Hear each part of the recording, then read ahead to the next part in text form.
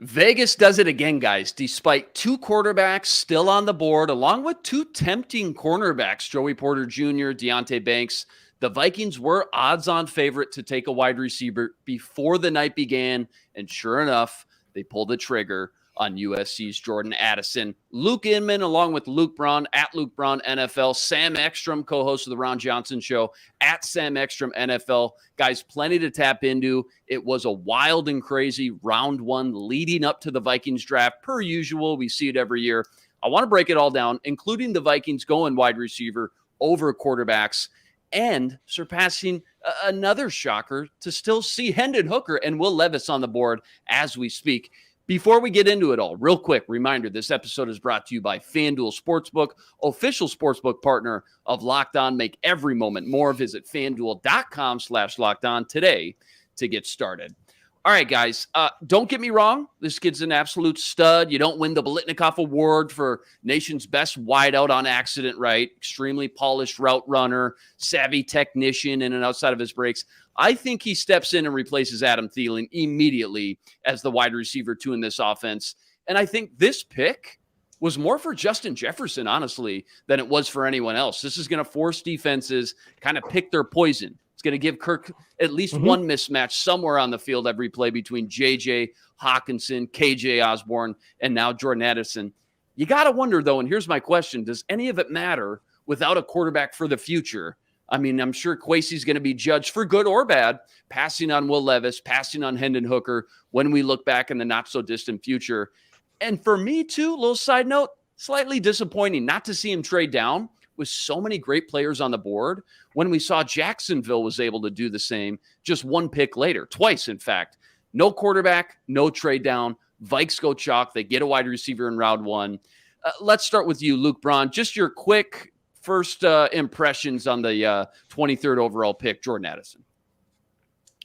So he was my second receiver on the board. The only guy in the whole class I liked more than him was JSN out of Ohio State. I liked him better than Flowers, liked him better than Johnston, liked him better than all those guys. We heard Kevin O'Connell say, when asked, what do you need for a compliment to Justin Jefferson? First thing out of his mouth was, you got to win one-on-one. Jordan Addison wins one-on-one. The way he runs his routes, he is so aggressive about leaving the alignment of his route, but he's also disciplined in restacking that alignment so he doesn't make it hard on the quarterback. And that can help overcome his size. I think he's, of all the small receivers in this class, the single best small receiver at overcoming his size. And it can create a lot of great opportunities, and it makes life hell on cornerbacks if you've got him one-on-one. So I think that is, if you're worried about, they can just put a safety over the top of Justin Jefferson and, bracket him and win the game. Not anymore. Jordan Addison's going to be a problem for that. Yeah, not necessarily the athletic profile, right? Not the Quentin Johnston who just got sniped one pick prior, a little bit smaller, not quite as quick or fast as we were hoping when he showed up to the combine. I saw a Calvin Ridley comp. Funny enough, he went late first round as well, and he's turned out pretty good. Sam, we talk so much about the Vikings going quarterback. Will they or won't they? They got two of them staring right in their face. They got Will Levis, who took a massive tumble, by the way, and Hendon Hooker, who we've talked about all month long. They don't address the position. So what becomes plan B here for the Vikings' long-term future now at quarterback? Yeah, not trading down. That does kind of eliminate the possibility of probably grabbing like a Levis or a Hooker in the second round, for instance, because those guys are unlikely now to go in the first round. They're going to have to wait maybe until 87. We'll see what tricks they have up their sleeve tomorrow. But at the quarterback position, there's always trade avenues, and obviously drafting mid-rounds this year, grooming for a year, trying to get them ready for 2024. That's a little more unrealistic. And then there's the roulette of 2024, trying to get one in the first round when you're probably picking in the 20s again, or maybe the late teens, best case scenario, or worst case scenario, depending on how much you want this team to win. So it does muddy the waters a little bit, but let's be realistic, guys. It was never odds on that the Vikings were going to get the quarterback of the future in this first round. I think that Richardson would have been the guy to trade up for. He went 4th overall. That was impossible to move up 19 picks.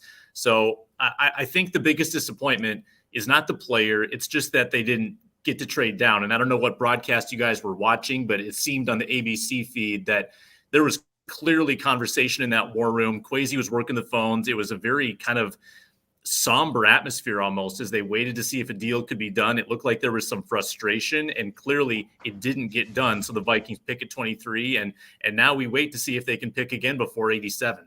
Yeah, nobody thought they were actually going to pick 23. yeah, and they really milked that clock too. I think everybody was just waiting for that trade ticker to pop up once it get down, 3 minutes, 2 minutes, 1 minute. Sure enough, they can't get a deal done. Going to be interesting, and I'm sure maybe we'll never find out the real details. You would have loved to have been a fly in the wall though in that war room just to see the details and the phone conversations that went on. Luke, where's the breaking point on these quarterbacks? At what point, even though we know the Vikings don't have a lot of ammo, even going into next year, you can trade future picks though as well. Maybe there's a player deal somewhere in the mix, but where's the breaking point? How far does a guy like Levis or Hendon Hooker, depending on where you see him on the Vikings draft board, how far do they have to fall until you really start thinking about maybe picking up the phone and calling some of these teams? Is it tomorrow morning? Is it, 40s, 50s, late second? Where's kind of that breaking point for you? For Levis, I think if he goes in the 40s, that's appropriate. That's my opinion on him. As I'm looking right now at the draft, Kansas City's on the clock at 31. Maybe we have somebody pull a Teddy Bridgewater, come back in and do it. But otherwise, he's a second rounder. I think Hendon Hooker was always going to be a day 2 guy. It depends on where these guys are at on their board. But I think for both Levis and Hooker, very clearly, that wasn't their guy. The Vikings were in really hard on Richardson. They might have even been in really hard on Stroud, but he goes 2 to the Texans. And they're not going to pick a quarterback just because it's a quarterback. You get one chance as a GM. You got to get your guy, a guy you actually like. Don't pick a guy you don't like just because he's there. So I agree with that. I'm with you guys. Would have been nice if they could have gotten a trade down. The trade down they would have taken would have netted them like a 5th. Like it's something. It would have been nice. But they got a dude, man. This is gonna unlock a lot with Jefferson. He's gonna get his own his own production. We can be excited about this guy, even though we kind of came into the day thinking maybe we were gonna walk away with QB of the future. I think you're absolutely right. You just nailed it. You needed a guy who could win one-on-one coverage and exploit that double and triple coverage from opposing defenses on JJ. I want to talk about the Vikings game plan now moving forward in day 2 and 3. But first, Sam, I'm getting hungry, man. Quick word from our sponsor. You got it. Let me tell you about Built Bar. It's a delicious snack. Doesn't have all the sugar and calories. You want the best tasting protein bar in the world? Head on down to Walmart, pharmacy section, Sam's Club, pharmacy section, built.com. Load up on these 100% real chocolate protein bars that are good and good for you with amazing flavors like peanut butter brownie, cookies and cream, double chocolate bar. So delicious with that collagen protein that processes very well, gives you energy and keeps you fueled. Load up on some Built Bars today. All right, guys, impossible to predict who's going to be there now, for the Vikings when they're on the clock in round 3. But just for you guys, Sam, we'll start with you. What becomes the Vikings' most pressing need now that wide receiver is ticked off that board? Does it become cornerback, edge rusher? It's got to be somewhere on the defense, you would think, right? Yeah, I would think that. But also when you're in the 3rd round, you're not necessarily drafting for someone to contribute right away. Like that's kind of that tipping point where you might get someone who can play right away. You might not. And I think you have to draft obviously best player available. And that could mean that you don't get one of those immediate areas on your checklist. I think ideal situation, you get one of those cornerbacks that in this deep class, you'd like to capitalize at some point in day 2 and add one of those. It is tough to stomach watching Deonte Banks and Joey Porter Jr. not go to the Vikings when they had the opportunity. But the defensive line, I think, has been under-discussed. I just think that with Za'Darius Smith's future, Danielle Hunter's future uncertain, Marcus Davenport only a 1-year deal, interior line has lost Dalvin Tomlinson. You do need help with that front 4 big time. And I think that you left some very intriguing pieces on the board here at 23. And Addison's a good player, but the defense did not get bolstered tonight. And you hope that tomorrow, by the end of round 3, they can add corner or defensive front just to make you feel a little better about this defense. Luke, going to be very interesting now to see if the Vikings maybe take a stab, throw a dart up on the board on a developmental quarterback. Just from the tape that you've watched this last 3-4 weeks, is there one guy specifically, late day 2, early day 3, somewhere in this range? There's a handful of them to choose from that you prefer for the Vikings and Kevin O'Connell's offense the most. It's so hard for me to predict who's going to be there because the corners on the board are already way better than I thought. I mean, I thought Joey Porter was maybe going in the top 15. He's again, I'm watching KC. I don't know who they pick yet, but he's the last. We're on the last pick of the first round. Cam Smith's still on the board. I would look at DJ Turner potentially as somebody who could even be there at 87. He's smaller and a lot of people see him as a nickel only, but he could play outside if you really needed him to, and if you wanted to like shadow or do something like that, like that's possible. But even if you want to go the developmental route, somebody like Jacorian Bennett, the other Maryland corner, is a little bit more of that athletic but raw type, and Keely Ringo also becomes a little bit more palatable in that day 2 range when, he's got the 40 time, he's got some other athletic concerns, but at that point you see that, okay, there's a package of athleticism that could be something really cool if we can just like fix a couple things about his technique. So there's a lot of cornerback options. I would be stunned to see them come away from day 2 without a cornerback, maybe even 2. I still think it's possible. Yeah. Sam, early just knee-jerk reaction on the wide receiver depth chart. Obviously, every rookie's got to come in and earn his keep, but you got KJ Osborne, and just looking at it, not just this season, but maybe 2-3 years down the road. KJ Osborne, he'll be a free agent next season. You got Jalen Naylor, who flashed a little bit. What does this wide receiver room look like for you now, top to bottom?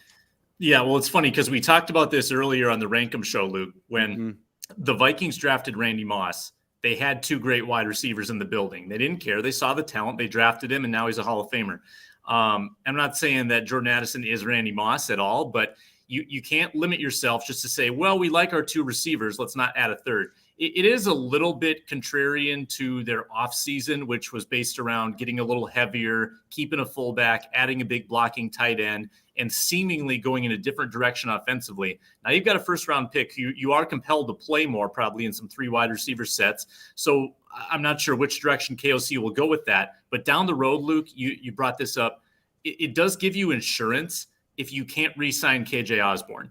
You're already going to have to give Jefferson a massive extension. If Osborne goes off this year, guys, you think they can afford that contract? I don't think so. So you replace Hell yeah. What do you mean? The immediate. Let's Absolutely. go. Cap's a myth. And you've got a backup plan if my guy, KJ Osborne, goes off for 1,500 yards, which he probably will because he's my guy. But now you've got a backup plan for that. All right, guys. Final closing minutes here as we wrap up. Just the biggest surprise, biggest shocker for you on round 1. I am shocked. I would have lost a lot of money if you would have told me Joey Porter Jr. and Brian Branch would still be on the board when we wake up tomorrow going into round 2. Nolan Smith falling as far as he did, and then obviously the 2 quarterbacks as well. Biggest shocker for you in round 1, just in general, outside just the Vikings lens. Luke Braun, what do you think? Bears passing on Jalen Carter. Wow. Floored me. I have no idea what they're thinking. That is insane. Wow. They must be, it's funny, like they must be worried about character or whatever, but then to go turn around and take Darnell Wright, there's some stuff floating around about him too in that way. So clearly not that concerned. That is insane to me to go let the Eagles go and get Jalen Carter when you could have had, I mean, with that D-line and everything that they're trying to build right now in Chicago, I am so curious as to what their vision for this Bears roster is at the end of all of this and how long they think it's supposed to take to get there. Sam, biggest shocker? I think the Vikings won the NFC North tonight. I mean, people hate the Bears pick. The Lions took a running back and a linebacker. They betrayed their analytics following. Inman has the tweet of the day regularly, but Inman putting the OJ running from the cops meme out there, Dan Campbell running from the analytics police. That's hilarious. Hey, I love Jamar Gibbs, man, but now you just paid Montgomery all that money. DeAndre Swift, he must be cut on Sunday morning the way it's looking. And I love Jamar Gibbs, man. I really do. He's a top 20 player on my big board, but holy smokes, guys. What are we doing? Atlanta. I love Bijan, of course, but tough to swallow that pill when you look at just the rest of the team. You know, those are valuable early picks that you have to nail. And all of a sudden, you look at some of those glaring holes. Atlanta, just for example here, dead last in sacks last year. And I'm with you, Luke, man, to watch Jalen Carter fall all the way in your lap. You would have taken him number 1 overall. You have that conversation 2.5 months ago when the season ended. I don't think anybody bats an eye. He's still there at 9. Oh my gosh, to pass on him for Darnell Wright. Obviously, they're trying to surround Justin Fields with as much help as possible. All right, guys, you know, Vikes go chalk, wide receiver in round 1, Jordan Addison from USC. Remember, he made guys like Kenny Pickett look good, helped him get drafted in the first round last year, transfers to USC, helps Caleb Williams win the Heisman last year. No quarterback, though, no trade down. Vikings' next pick will be in round 3 with the 87th pick. Rest assured, we'll be covering the entire Vikings draft all weekend long. Make sure you check out Luke Braun on Locked On Vikings Friday and Saturday night. He's on Twitter at Luke Braun NFL. Sam and I, after days 2 and 3 on Locked On Sports Minnesota. Follow Sam at Sam Ekstrom NFL and myself at Luke_Spinman. Guys, any final parting words or predictions for the rest of the draft? No idea. We're on Dalvin Cook's trade watch. As usual, no idea. You never know what's going to happen. I'm going to go ask Kwesi, and I'm sure he's going to tell me exactly what the plan is. Love it. All right, guys, keep following along. Oh, go ahead. I just said let us know. Yeah, keep following along, guys. Again, we'll be here all weekend long. Check us out on Locked On Sports Minnesota. Until then, signing out.